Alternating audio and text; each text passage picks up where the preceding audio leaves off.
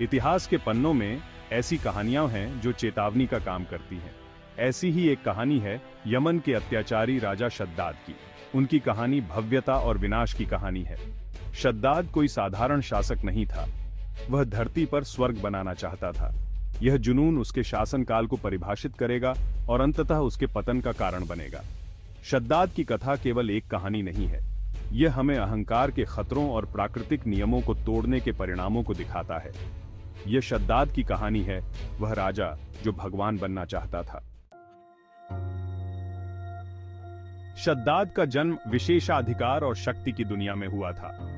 वह यमन के प्राचीन अरब साम्राज्य के एक शक्तिशाली शासक आद का पुत्र था। अपने शुरुआती दिनों से ही शद्दाद को महानता के लिए तैयार किया गया था।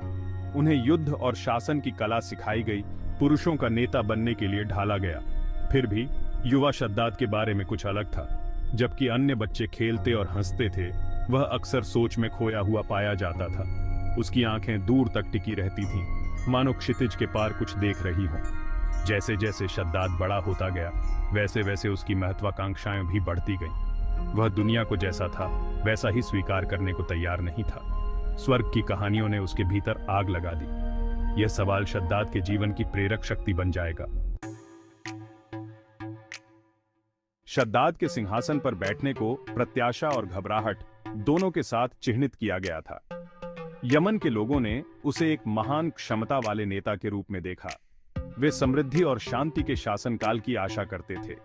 लेकिन शद्दाद के सबसे करीबी लोग उसके अंदर जलने वाली आग के बारे में जानते थे। जिस क्षण से उन्होंने ताज पहना, शद्दाद ने अपने इरादे स्पष्ट कर दिए। उसने घोषणा की कि उसके शासन में यमन दुनिया से ईर्ष्या करने वाला बन जाएगा। राजा के रूप में शद्दाद के पहले कार्य अपनी शक्ति को मजबूत करना था। उसने उसका विरोध करने की हिम्मत करने वाले किसी भी व्यक्ति को हटा दिया। उसने वफादारी को बड़े पैमाने पर पुरस्कृत किया और असंतोष को कड़ी सजा दी। कुछ ही समय में उसने यमन को एक पूर्ण राजशाही में बदल दिया। दुनिया जल्द ही शद्दाद के स्वर्ग के जन्म को देखेगी। शद्दाद की दृष्टि उतनी ही महत्वाकांक्षी थी जितनी दुस्साहसी। उसने अपने दरबार में घोषणा की कि वह धरती पर एक स्वर्ग का निर्माण करेगा। कोई स्वर्ग नहीं, बल्कि एक ऐसा स्वर्ग जो स्वयं स्वर्गीय बगीचों को टक्कर देगा। दरबार सन्नाटे में डूब गया। शद्दाद ने अपने सपने का बखान बड़े विस्तार से किया।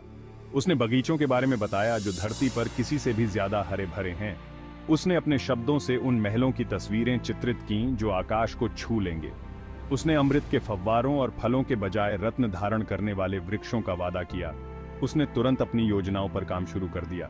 इस परियोजना का नाम इरम ऑन द पिलर्स रखा गया था। इरम का निर्माण एक स्मारकीय उपक्रम था। पूर्णता की अपनी खोज में शद्दाद ने कोई कसर नहीं छोड़ी। सबसे बेहतरीन सामग्री दुनिया के हर कोने से मंगवाई जाती थी। श्रमिकों की सेनाएं दिन रात मेहनत करती थीं। उन्होंने संगमरमर और अल्बास्टर के खंभे खड़े किए। उन्होंने जटिल मोजाइक और लुभावने भित्ति चित्रों को तैयार किया। बगीचों में दुर्लभ फूलों और पेड़ों को लगाया गया था। सुगंधित पानी के साथ बहने के लिए फव्वारों को डिजाइन किया गया था। हर विवरण की योजना और क्रियान्वयन सावधानी पूर्वक किया गया था। जैसे जैसे शहर ने आकार लिया, ये शद्दाद की दृष्टि पर खरा उतरने लगा। इरम के खंभे सचमुच आकाश को छूते हुए प्रतीत हो रहे थे।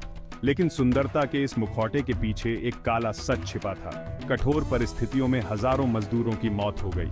शद्दाद का स्वर्ग पीड़ा और पीड़ा की नींव पर बनाया गया था। जैसे जैसे इरम रेगिस्तान की रेत से ऊपर उठता गया, वैसे वैसे यमन के लोगों पर भी इसका असर पड़ता गया। शद्दाद का जुनून असीम था। उसने और अधिक श्रम, अधिक संसाधनों, अधिक बलिदानों की मांग की। उसकी महत्वाकांक्षा के बोझ तले राज्य कराह उठा।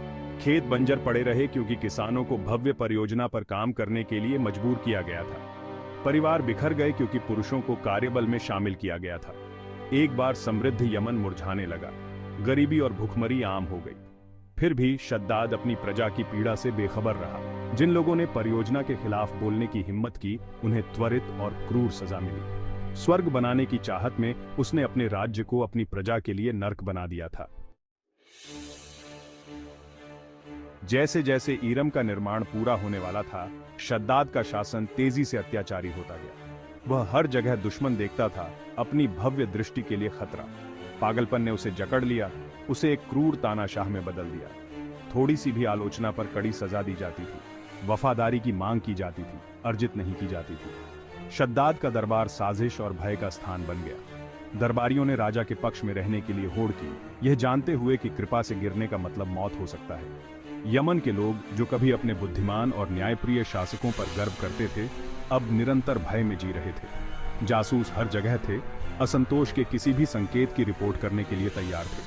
फिर भी जैसे जैसे उसका शासन अधिक दमनकारी होता गया, इरम के प्रति शद्दाद का जुनून केवल बढ़ता गया। जैसे ही इरम पूरा होने वाला था, अजीबोगरीब घटनाएं घटित होने लगीं। कुछ ने उन्हें केवल संयोग माना, दूसरों ने दैवीय हस्तक्षेप की फुसफुसाहट की।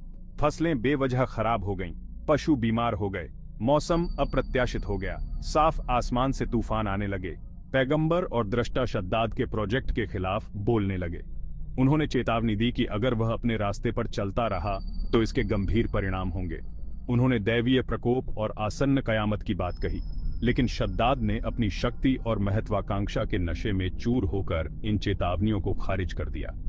एक दिन एक रहस्यमय बूढ़ा व्यक्ति महल के फाटकों पर प्रकट हुआ। उसके शब्द सरल थे, लेकिन द्रुत शीतन, इस मूर्खता को बंद करो या परिणाम भुगतने के लिए तैयार रहो। शद्दाद अडिग रहा, उसका दृढ़ संकल्प केवल मजबूत होता गया। अंत में वर्षों के परिश्रम और बलिदान के बाद इरम पूरा हुआ। यह शद्दाद की दृष्टि और शक्ति के प्रमाण के रूप में खड़ा था।